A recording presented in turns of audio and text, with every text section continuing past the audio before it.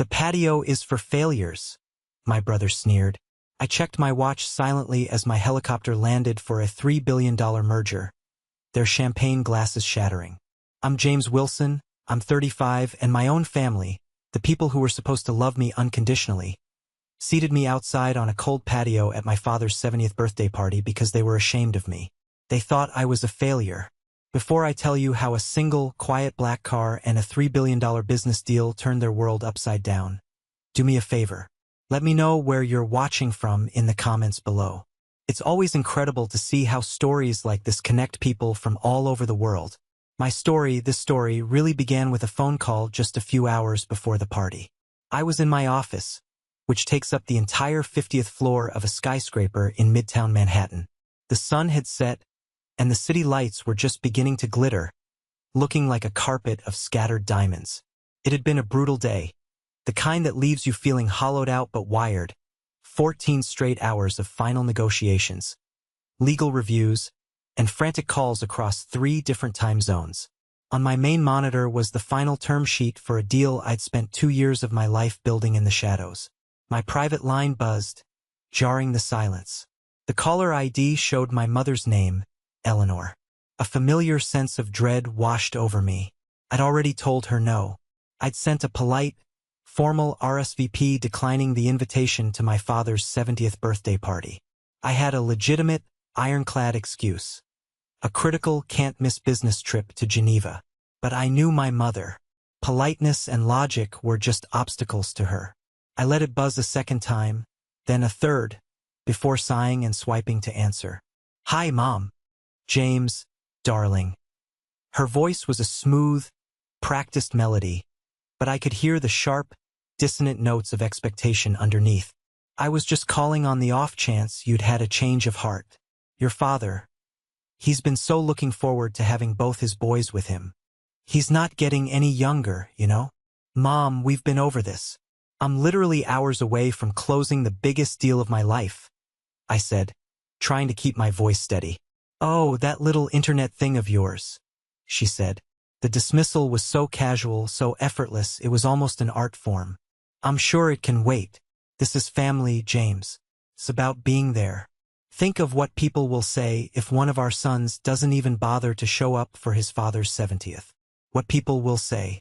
There it was. The core of her universe. Not how her husband would feel, not how her son would feel, but the optics. The judgment of her social circle at the Oak Ridge Country Club. She kept talking, her voice weaving a masterful web of guilt. She mentioned my father's health, a slight exaggeration. She mentioned how much he'd been asking about me, a complete fabrication. She painted a picture of a heartbroken old man who just wanted his family together. It was a performance, and she was a Broadway star. I looked out my window at the endless city. For 20 years, I had played the part she assigned me. The quiet, awkward son. The odd one who chased a foolish tech dream instead of a real job, like my older brother, Richard. I had accepted their narrative. I had let them put me in a box. But sitting there, on the verge of a success so massive they couldn't possibly comprehend it, something inside me shifted. It wasn't anger.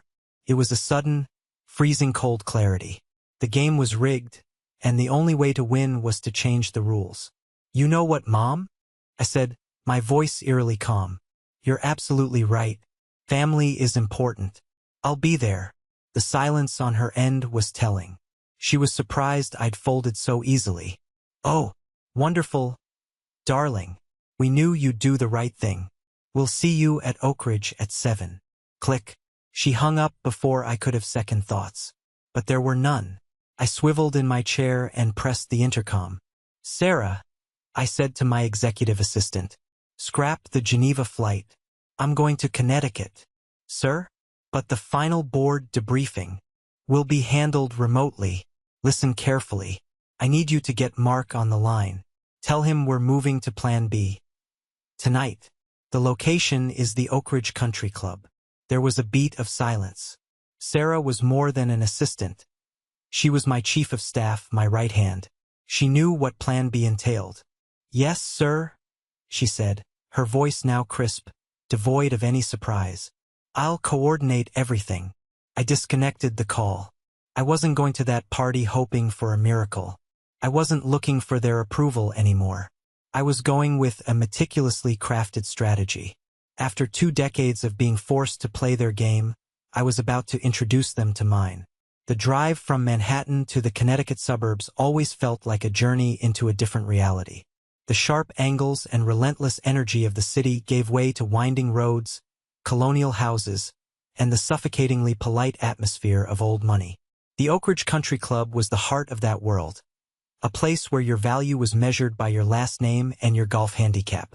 As I turned onto the long driveway, flanked by ancient oak trees whose branches clawed at the evening sky, I felt the familiar weight of my family's history settle on my shoulders. I pulled my dark sedan, a car chosen specifically for its ability to be both luxurious and invisible, into the valet line. It was immediately flanked by a cherry-red Porsche and a monstrously large Escalade. I handed the keys to the young valet, who gave me a quick, practiced smile. I was wearing a charcoal gray Brioni suit, a piece of clothing that whispered its expense rather than shouting it. That was my way, quiet excellence. My family's way was loud mediocrity. As I walked toward the grand, columned entrance, my sister, Amanda, detached herself from a laughing group. She floated towards me, her Chanel dress shimmering under the gaslights. Her eyes did a quick, dismissive scan of my outfit. "James," she said, her voice dripping with faux concern. "You made it. I was just telling the Ashfords that you were probably tied up with whatever it is you do." She gestured vaguely with a perfectly manicured hand. "That suit is nice. Very simple.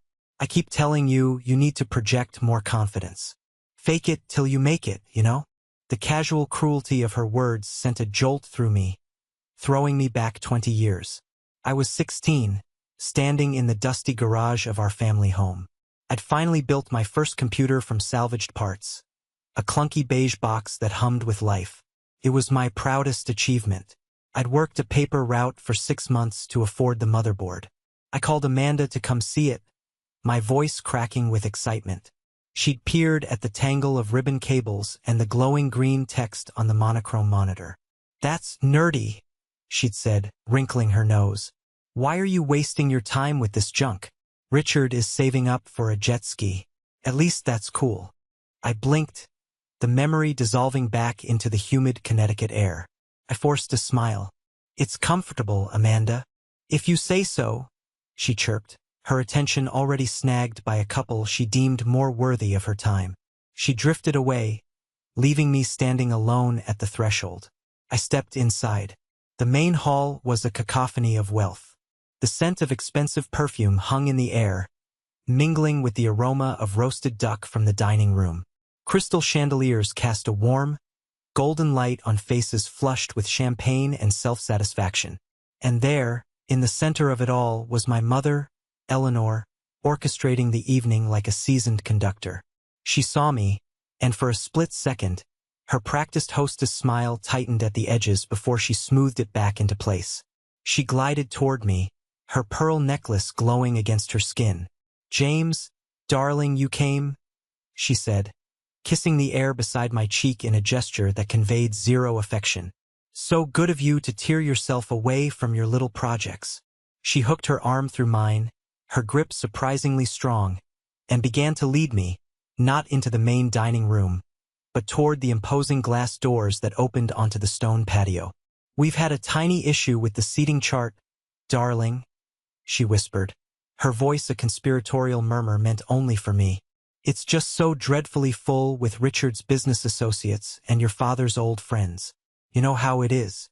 We've set up a lovely little spot for you outside. It's much quieter. You'll be far more comfortable out there." More comfortable. The same words she'd used when I was 12 at my own birthday party. My parents had thrown it at the club, but all the guests were Richard's friends, all older, all jocks. I'd wanted to show them a computer game I'd coded. Richard had grabbed the keyboard from me. "No one wants to see your nerd stuff, Jimmy," he'd said. My mother had just smiled and steered me away. "Let the big boys play, dear. You'll be more comfortable over here." She'd sat me at a small table by myself with a book. Now she was doing it again, guiding an adult man to his designated corner. She patted my arm as we reached a small, black iron table, isolated from the warmth and laughter of the party. "There," she said, her smile bright and brittle. "Perfect." Without another word, she turned and vanished back into the glittering crowd. I stood there for a long moment, then slowly sat down. The chair was cold, and its chill seemed to seep right into my bones. Through the vast expanse of glass, the party looked like a silent film. I could see them all living their lives in a world I had no part in. My gaze found my father, Arthur Wilson, the guest of honor. He stood with a glass of what was probably very expensive scotch in his hand, laughing at a story one of his friends was telling. He looked hale and hearty. My mother's concern for his health had been pure fiction, a tool to get what she wanted.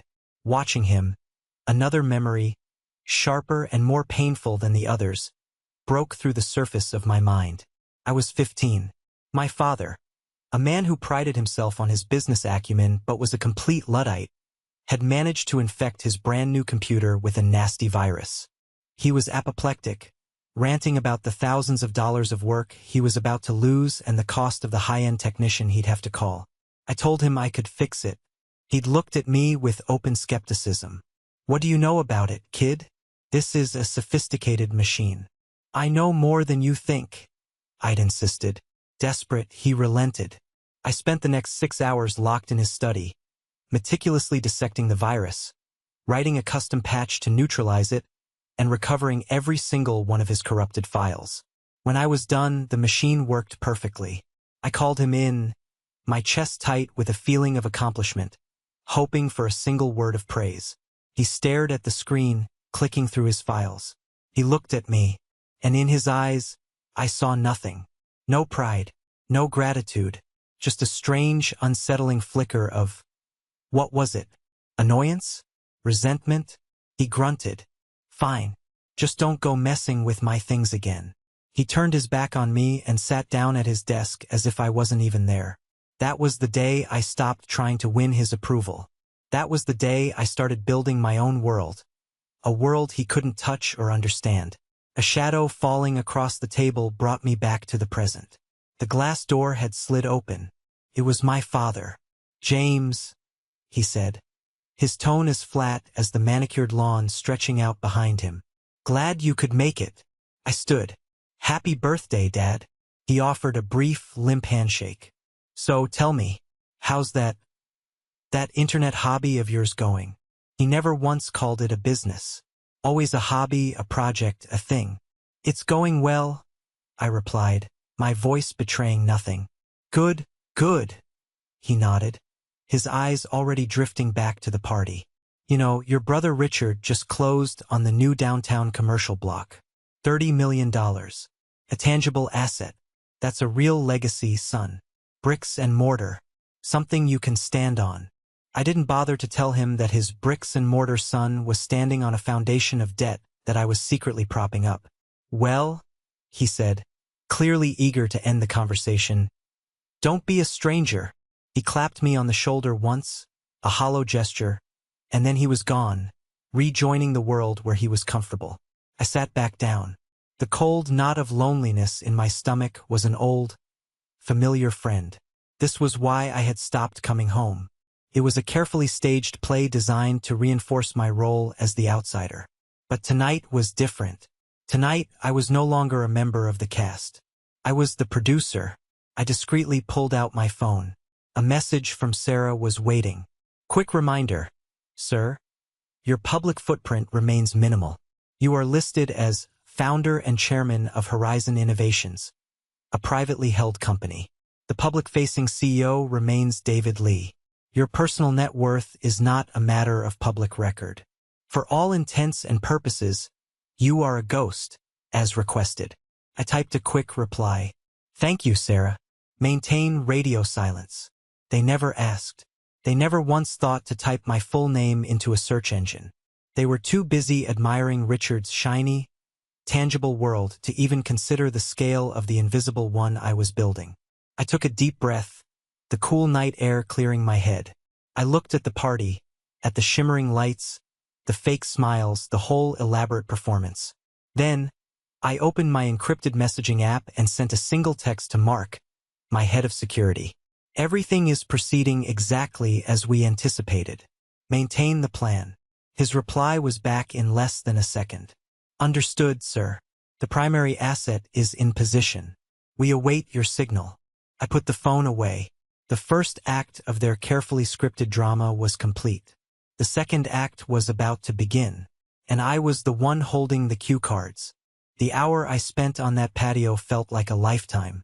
The party inside was a whirlwind of motion and sound, a world away from my silent vigil.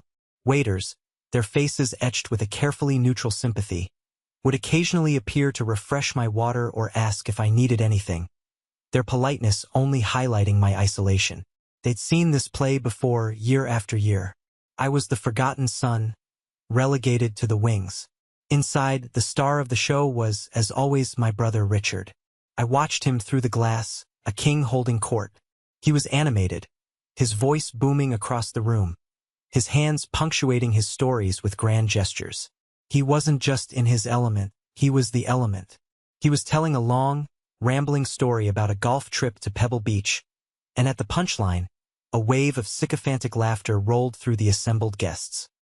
He caught my eye through the window, raised his champagne flute in a theatrical, mocking toast, and grinned. The gesture was unmistakable. This is the winner's circle, and you're not in it. Eventually, the glass door slid open, and the noise of the party spilled out onto the patio. It was Richard. He sauntered out, his Tom Ford suit seeming to absorb the ambient light and glow with its own sense of importance. He didn't look at me at first, choosing instead to lean against the stone railing and survey the darkened golf course as if he owned it. "Quite a view from out here, little brother," he said, his voice laced with amusement. "The cheap seats, but hey, the air is free." "It's a beautiful club," I said, keeping my voice neutral. He finally turned to me, a smug smile playing on his lips. I was just telling Bob Harrison, the senior VP at Sterling Bank, about my latest acquisition, the Ashton Building downtown, a true landmark." He was very impressed. He paused, letting the name-dropping hang in the air. "It was a close one, though. Almost didn't happen. The financing got complicated. The market's a bit shaky right now, For a minute there, I thought the whole thing was going to fall apart. I remained silent, letting him spin his narrative. This was the part I'd been waiting for. Then, like a miracle, he said, snapping his fingers for emphasis, "This investment fund materializes. Some super quiet, discreet group based out of Delaware. Real silent partner types, They saw the long-term value, swooped in with a massive capital injection, and boom, deal saved." He shook his head as if still amazed by his own good fortune. "Barely spoke a word to them. Everything through lawyers. They just wired the money." He let out a low whistle. "It just goes to show when you're a major player, the big money finds you. They want to back a winner." "Sounds like you got lucky," I said, my voice deliberately flat. "Lucky?" He laughed, a short, sharp bark. "Luck is what amateurs and failures rely on, James. This is about building a reputation that attracts that kind of capital. It's about being a man who gets things done." He took a theatrical sip of his champagne, his eyes gleaming over the rim of the glass.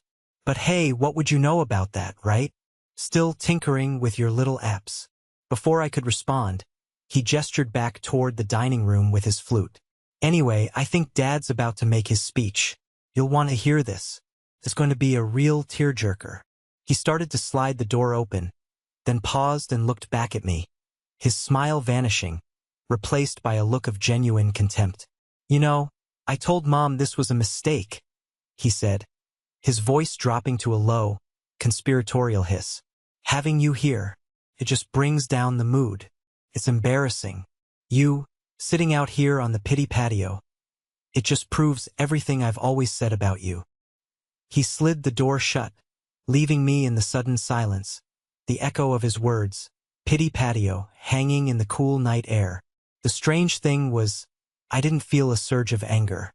I felt a profound sense of calm, The kind of calm that settles over you when you know every variable in a complex equation and are just waiting for the final, inevitable result. He thought he was delivering a knockout blow, but he was just a pawn in a much larger game and he didn't even know it. I pulled out my phone. The time was 8:45 p.m. A new, encrypted message was waiting for me. It was from my lead counsel in London. Final signatures from the Sterling Atlantic Board are countersigned and digitally filed with the regulatory bodies. The wire transfer of the full $3 billion is confirmed and cleared. The deal is officially, irrevocably closed. The joint press release is embargoed until 9 p.m. Eastern Standard Time. Precisely. My warmest congratulations, sir. A historic achievement. 15 minutes. I leaned back in my cold iron chair and watched the performance inside. As Richard had predicted, my father had moved to a small lectern where a microphone was set up. The room quieted instantly.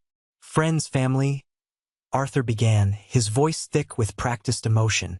"Thank you all for coming to celebrate this old man's milestone. They say you're only as old as you feel, and tonight, looking out at all of you, I feel like a very rich man. And I'm not talking about money. A man's true wealth is his legacy, his family." He beamed, his gaze sweeping the adoring crowd. "I look at my wonderful daughter, Amanda, a fantastic mother and a pillar of her community. And I look at my son, Richard." He paused for dramatic effect, placing a proud hand on Richard's shoulder. "A true chip off the old block. A leader, a builder. He has taken the lessons I taught him and built an empire of his own. He makes me proud every single day. He is the kind of son every father dreams of having." A wave of applause filled the room. Richard practically glowed, soaking in the adulation. My mother, seated at the head table, dabbed at the corner of her eye with a cloth napkin. It was a perfect, Rockwellian scene of family triumph. And I was on the outside, a ghost looking through the glass.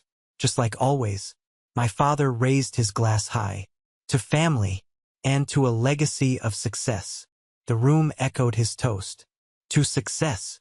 As they drank, my phone vibrated in my hand. A silent, urgent pulse. It wasn't a message. It was a custom news alert I had programmed myself, tied to specific financial keywords. Financial Times, breaking news. Sterling Atlantic Group completes historic acquisition of Horizon Innovations' proprietary cloud data division in a landmark $3 billion all-cash transaction. It was 9 p.m. On the dot. I slowly stood up, brushing an imaginary piece of lint from my sleeve. I looked at the party, at the people frozen in their tableau of celebration. They were completely oblivious.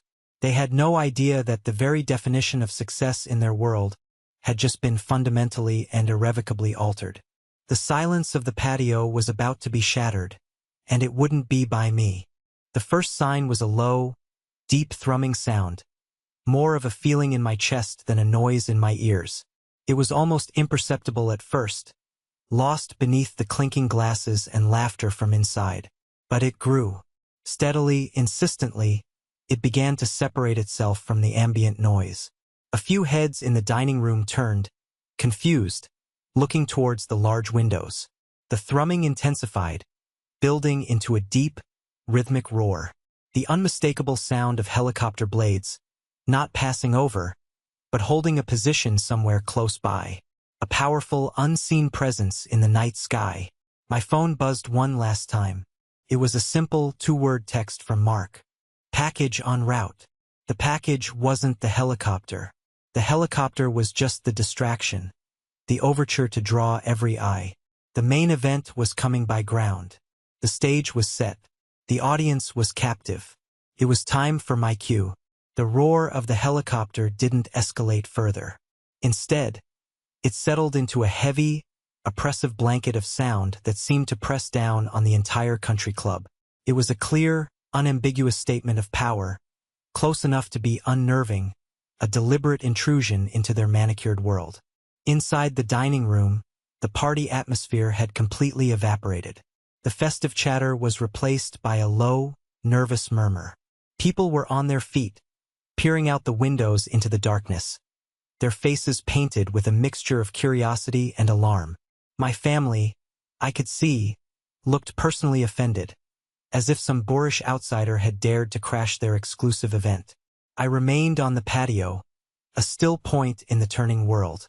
I didn't need to look up at the sky. I knew the flight path, the altitude, the make and model of the aircraft.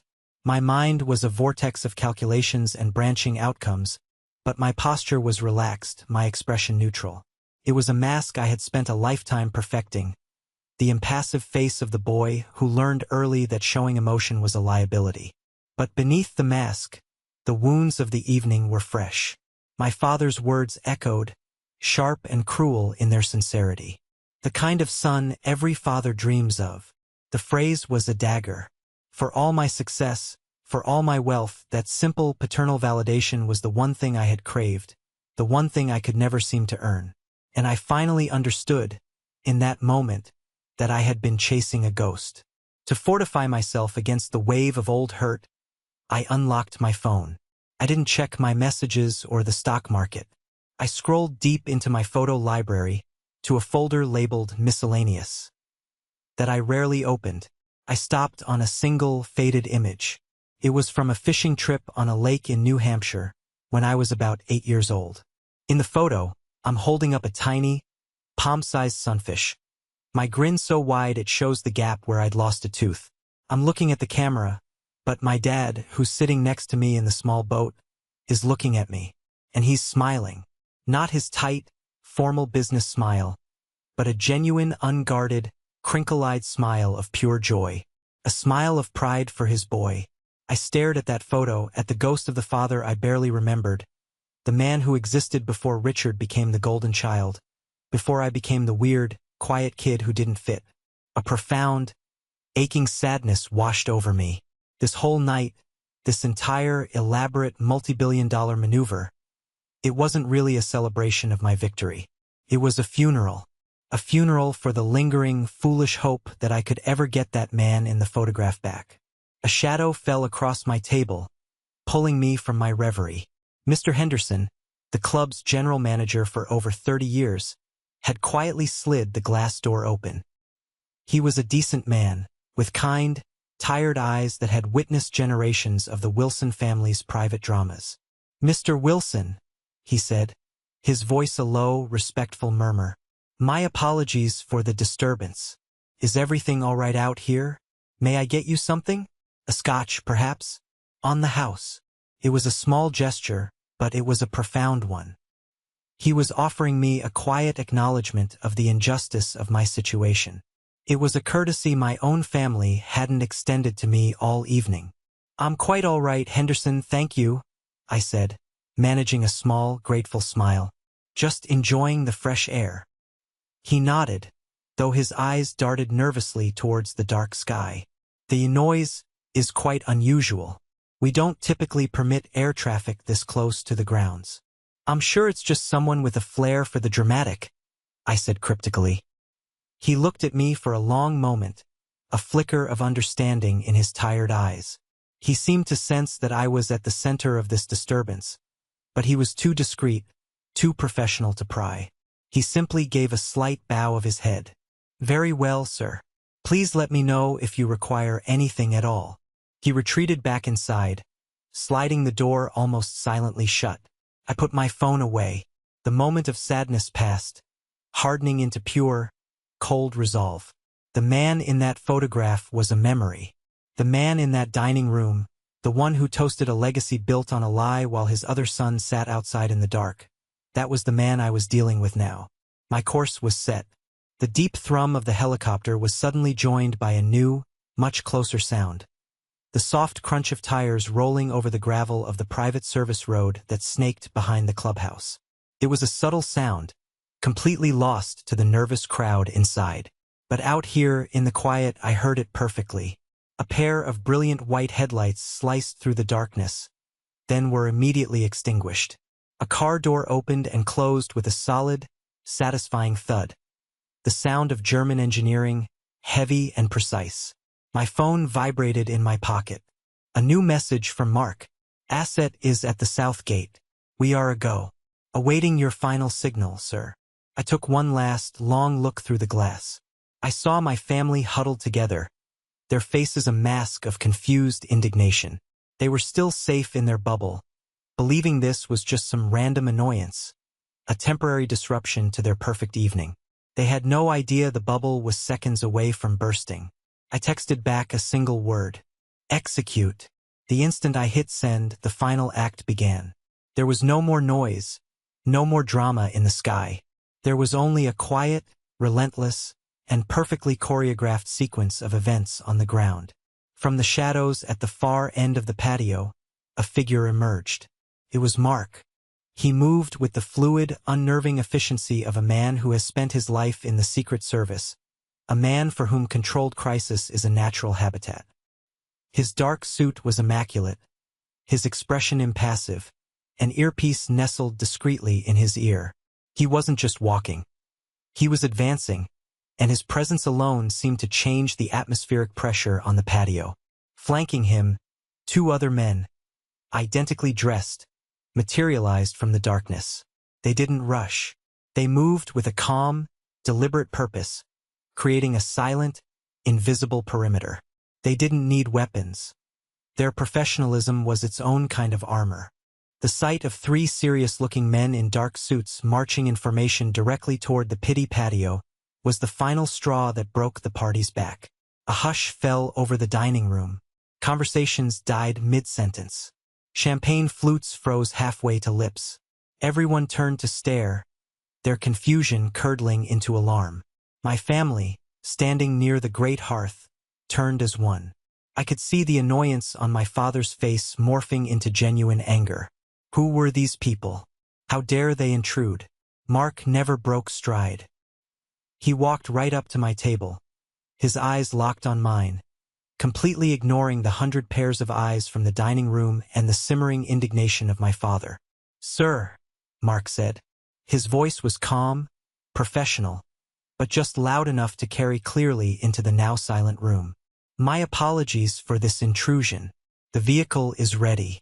We have a time-sensitive matter that requires your immediate attention." Before I could answer, he held out a sleek, black tablet. The screen was illuminated with a secure video conference link, already connected. "Mr. David Chun is holding on the line for you, sir. He was most insistent on speaking with you personally." David Chun, the legendary CEO of Sterling Atlantic, one of the most powerful and respected tech moguls in Asia. A man who didn't take unscheduled calls. My father, Arthur, finally erupted. He strode to the open glass door, his face florid with rage. "What in God's name is the meaning of this? This is a private event. Who are you?" Mark didn't so much as flicker an eyelash in his direction. His entire focus remained on me. "Sir?" he repeated, holding the tablet steady. I took the tablet from his hand. On the screen, David Chen's face was wreathed in a broad, triumphant smile. "James!" he exclaimed, his voice crisp and clear through the tablet's powerful speakers, easily audible to everyone nearby. "My friend, congratulations. The wire is complete. A brilliant, flawless strategy from start to finish. My board is celebrating as we speak. It is a profound honor to finally be in business with the genius behind Horizon Innovations." Horizon Innovations. The name landed in the silent room with the force of a physical object. To most of the guests it was meaningless, but it was the key. And at that precise, perfectly timed moment, a new sound began. Not one sound, but 100. A digital symphony of pings, chimes, and vibrations as every smartphone in the room lit up in near unison. A coordinated push of breaking news alerts from the Wall Street Journal, Bloomberg, Reuters, and the Financial Times.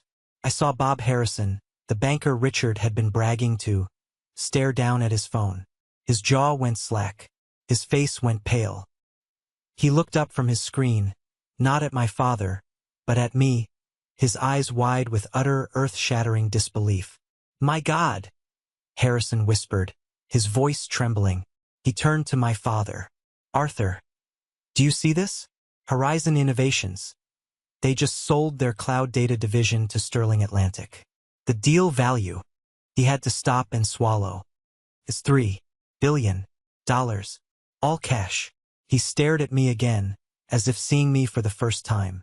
The primary beneficiary, the founder and chairman, it's him.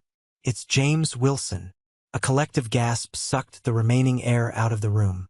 It was a physical shockwave of sound, followed by a vacuum of absolute, deafening silence. And into that silence, a single, sharp, shattering sound. Crash. Richard's crystal champagne flute had slipped from his nerveless grasp and exploded on the flagstone floor at his feet. He stared at me, his face the color of ash. The smugness, the arrogance, the casual cruelty. All of it had been vaporized, replaced by a raw, gaping incomprehension. "No," he croaked, his voice a dry rasp. "That's impossible." Every eye in that room was on me. The boy on the patio. The family failure. The weird, quiet kid. My mother clutched at her pearl necklace, her knuckles white. "$3 billion?" she mouthed silently, her perfectly applied lipstick suddenly looking garish on her pale face. My father looked as if he had been physically struck.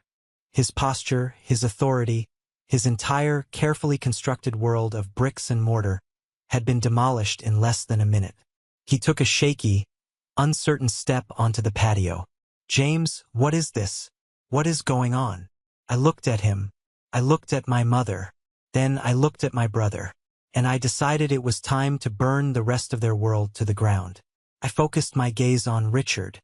My voice, when I spoke, was dangerously quiet, but it sliced through the silence like a surgeon's scalpel. "Impossible? You, of all people, should know it's possible, Richard," I said, my tone even and conversational. "You've been telling everyone how well you're doing, how your company is finally stable." He just stared at me, his mind clearly unable to process what was happening. "That investment fund," I continued, letting each word land with deliberate weight. "The anonymous one from Delaware. The silent partners who rescued you from total bankruptcy last month. The ones who so generously wired you the capital you needed to save your precious real estate deals." I paused, holding his gaze, letting the terrible truth dawn on him. "That was me, Richard. That was my money keeping your bricks and mortar from being seized by the banks." I let the silence stretch for 5, 10, 15 seconds. "So, technically," I finished, my voice now as cold and hard as the iron chair I'd been sitting on. "You work for me." If the first reveal was an earthquake, this was the tectonic plate shifting beneath their feet. Richard physically stumbled backward as if he'd been shot, his hand flying to his mouth. My mother let out a small, strangled gasp. My sister Amanda just stared, her face a blank canvas of shock. And my father looked at me, and for the first time in my entire life, I saw genuine fear in his eyes.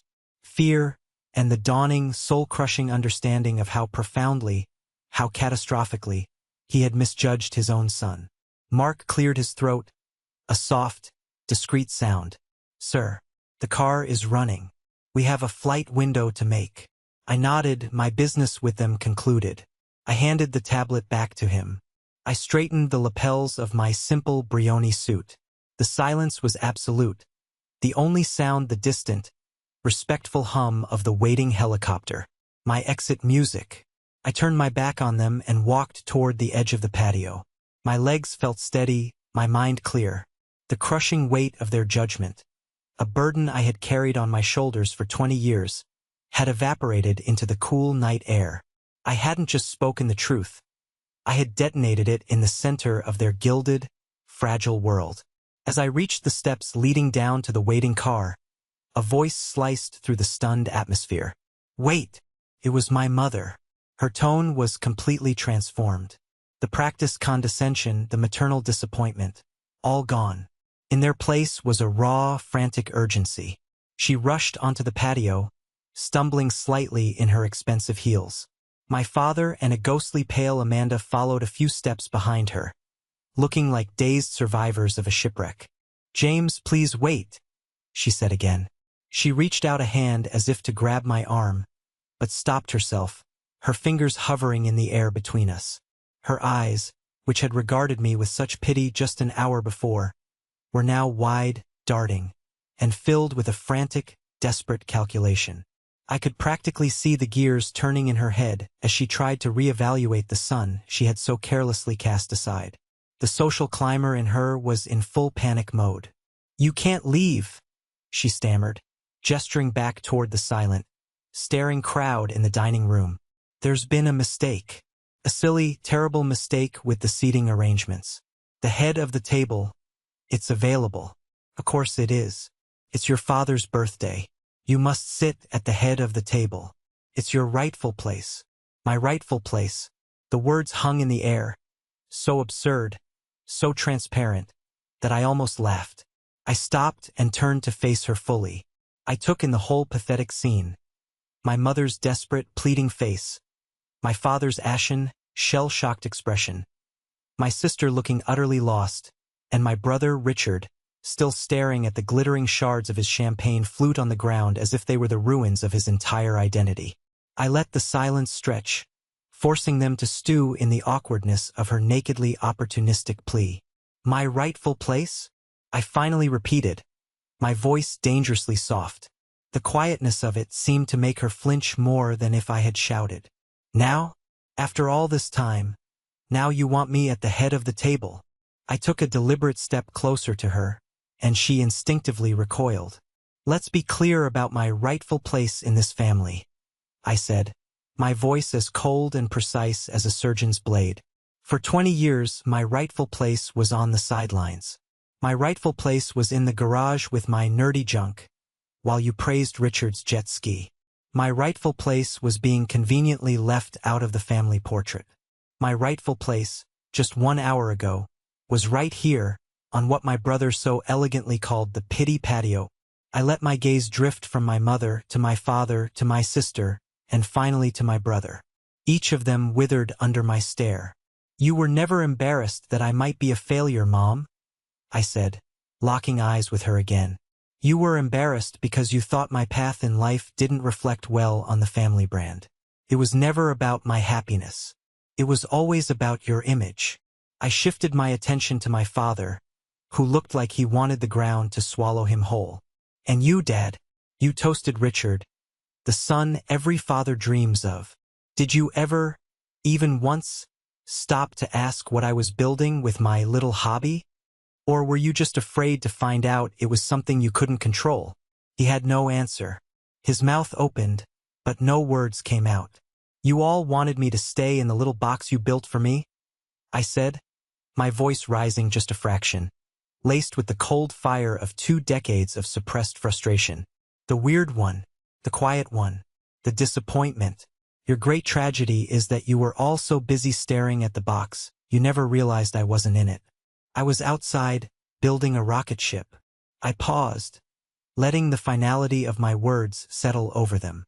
"So, thank you for the offer to join you," I said, my voice dropping back to a cool, dispassionate, businesslike tone.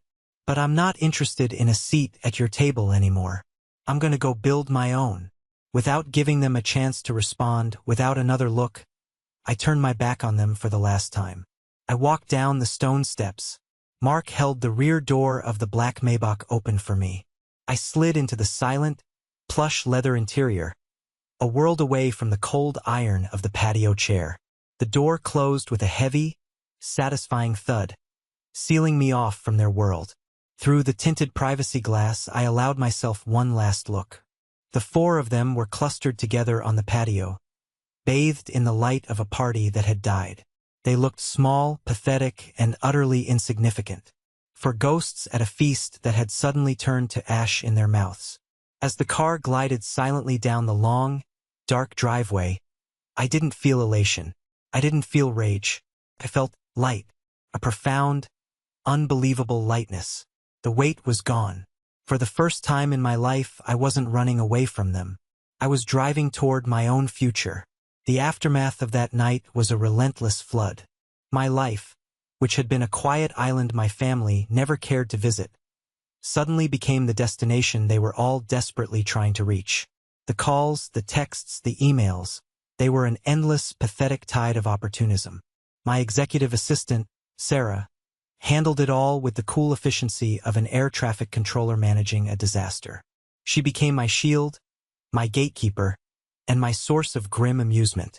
Each morning, she would give me the family report with a perfectly straight face. Richard has left 3 voicemails since 7 a.m. Sir, she'd report, glancing at her tablet. He has a new proposal for synergistic brand alignment between his real estate division and the Horizon Foundation. He also wants to schedule a meeting to discuss his new title. He feels Executive Vice President has a better ring to it. Tell him his title is Head of Wilson Realty, a subsidiary of Horizon Property Group, and archive the voicemails. I'd reply without looking up from my work. Amanda has sent another package. It appears to be a case of very expensive wine with a note suggesting you host a wine tasting party to reintroduce yourself to society. She has included a list of potential guests. Donate the wine to the charity auction. Send the note back.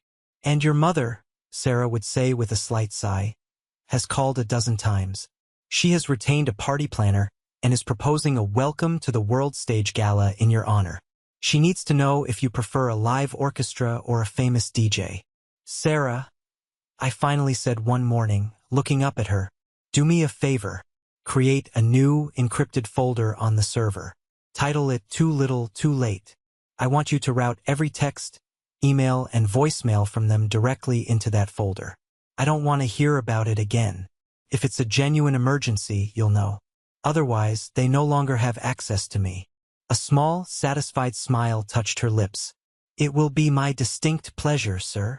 My world had indeed changed, but not in the way they imagined. The money was a tool. The public recognition was a side effect. The real transformation was internal. The deep, gnawing hunger for their approval, a hunger that had driven me for so long, had simply vanished. It was replaced by a quiet, unshakable confidence in my own judgment. My office in the sky no longer felt like a refuge from them. It felt like my natural habitat. About a month after the party, the inevitable happened. Sarah buzzed me on the intercom.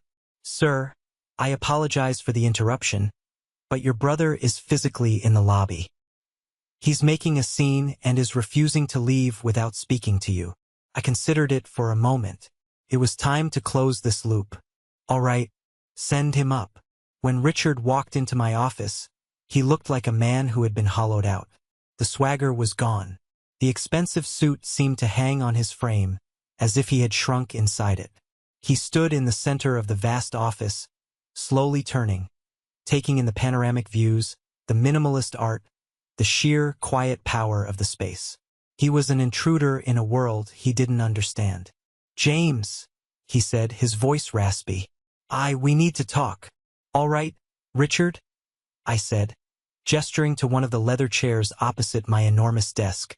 Have a seat. Talk. He sat stiffly on the very edge of the cushion. I don't get it, he began, looking down at his trembling hands. Why? Why did you buy my company? Was this whole thing just an elaborate way to humiliate me? I leaned back in my chair and studied him, my own brother, now a stranger.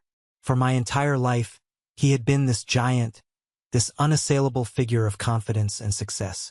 Now he just looked small and scared. Humiliate you? No, Richard. You're giving me too much credit.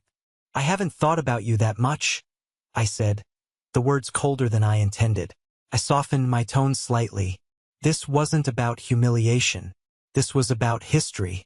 Do you remember 5 years ago when your first big development went south?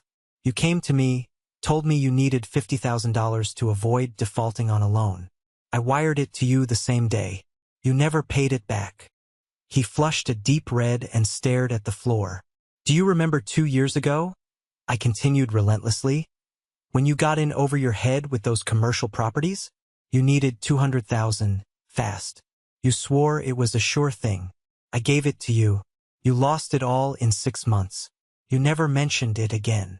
I leaned forward, my hands flat on the desk. Last month, your company was insolvent. The banks were calling in your loans. You were days away from total liquidation. And because Dad co-signed on your primary business line of credit, you were about to take him down with you. You were too proud or too ashamed to come to me a third time. So you started desperately seeking a miracle investor. I let the words hang in the air. So I became the miracle. I didn't buy your company to punish you, Richard. I bought it to save our parents from the consequences of your recklessness. I did it anonymously because I knew your ego would never allow you to accept a handout from your failure of a little brother. The full weight of the truth seemed to land on him at once. He physically slumped in the chair, the last bit of fight draining out of him. He wasn't just my brother. He wasn't just my employee. He was my liability, my charity case. His entire identity was a fiction I had paid for. "What do you want from me?" he whispered, his voice broken. "I want you to do your job," I said, my voice crisp and final. "I want you to run the real estate division effectively. I want you to make it profitable. You will report to my chief financial officer on the 1st of every month. I want you to earn your salary. That's all." He left my office that day a shattered man, but for the first time, perhaps a man on a path to genuine self-awareness. The final conversation happened a week later. My father called and asked to meet. He didn't suggest my office or his home. He asked to meet at the Oak Ridge Country Club. When I arrived, I wasn't met with suspicion. Mr. Henderson greeted me at the door himself. "Mr. Wilson," he said, with a new warmth in his voice. "A pleasure to see you, sir. Your father is waiting for you in the library." As I walked through the familiar halls, I could feel a subtle shift in the atmosphere. The staff greeted me with a new deference. It turned out my legal team had finalized the acquisition of the club itself the week before. The members didn't know it yet, but I was the new owner. I found my father standing by a large bay window, staring out at the 18th green. He looked frail, smaller than I had ever seen him. He turned as I entered. "James, Dad, I owe you an apology," he said. The words sounded foreign and clumsy in his mouth. "For that night, and for all of it." He took a shaky breath. "The truth is, son, I was jealous. I saw you with that first computer when you were just a boy. You understood it in a way that was like magic to me. It was a language I couldn't speak, a world I couldn't enter, and it scared me. What you could do was something I couldn't understand, much less control. It was easier to dismiss it, to call it a hobby, than to admit that my own son's talent intimidated me. There it was, the confession. Not an excuse, but a flawed, sad human reason. "Richard was easy," he continued, his voice barely a whisper. "I understood his ambitions. Real estate, business deals. That was my world. I couldn't understand you, so I pushed you away. I listened, feeling the last tight knot of resentment in my chest finally begin to loosen. "I own this club now, Dad," I said quietly. He nodded slowly. "I heard. I suppose you're here to tell me we're no longer welcome." I shook my head. "No, that's not the point." I came and stood beside him at the window. "But I am changing the rules. The membership policy is being rewritten. It's no longer going to be about who your grandfather was or what your last name is. It's going to be about merit, about achievement, about character. This place is going to be for the people who build things, not just the people who inherit them." He turned his head and looked at me, really looked at me, for what felt like the first time. And in his tired, old eyes, I saw a flicker of something I hadn't seen since I was a little boy on a fishing boat. It was pride. "That," he said, his voice thick with an emotion I couldn't name. "That sounds like a very good thing, son. It's been a year since that night at Oak Ridge. A year since the world tilted on its axis. I still own the club, though I'm rarely there. I did what I promised. I appointed Mr. Henderson as the new president and gave him a mandate to transform the place. He's done a remarkable job. Oak Ridge is no longer a stuffy mausoleum for old money. It's a vibrant hub for innovators, artists, scientists, and entrepreneurs. It's a place where your ideas matter more than your lineage. My relationship with my family has found a new, quiet equilibrium. It's not the warm, loving family you see in commercials, and it never will be. The scars are too deep for that. But the hostility is gone, replaced by a sort of respectful, cautious distance. My mother no longer tries to manage my life. She sends polite, formal invitations to holiday dinners, which I politely decline. My sister, Amanda, sends me photos of her kids. They are simple, genuine gestures, stripped of all the old pretense. And Richard, he sends a detailed, professional business report to my CFO on the 1st of every month, with a copy to me. He has never missed a deadline. His division, under the strict oversight of my team, is finally legitimately profitable. He's earning his keep. We don't talk about the past. We don't need to. The monthly report is its own kind of language. It's an acknowledgement. It's a form of quiet respect. It's a start. I found myself at the club a few weeks ago for a foundation event. At the end of the night, I walked out onto the patio alone. The air was cool and crisp. The space had been completely redesigned. The lonely iron table was gone. It was now an elegant, open-air lounge that flowed seamlessly into the main dining room. There were no more glass doors, no more invisible walls. There was no pity patio. There was just one beautiful, unified space, filled with the buzz of conversation from people who had earned their place there. I stood at the spot where I had sat alone, an exile at my own family's party. I didn't feel the ghost of that old humiliation. I realized the true victory wasn't the $3 billion deal. It wasn't buying the club. It wasn't even the look on their faces when they finally understood the truth. The real victory was in this moment. The quiet realization that I didn't need their apology or their approval anymore. My value was never theirs to determine. It wasn't defined by their opinions or their disappointment or where they chose to seat me at a party. It was defined by what I could build, what I chose to create, and the standards I set for myself. And that is a foundation that no one can ever shake. Thank you for listening to my story. I hope it resonated with you in some way. Have you ever been in a situation where you felt completely misjudged by the people who were supposed to know you best? Share your story in the comments below. And don't forget to like and subscribe for more stories like this. It really helps the channel out.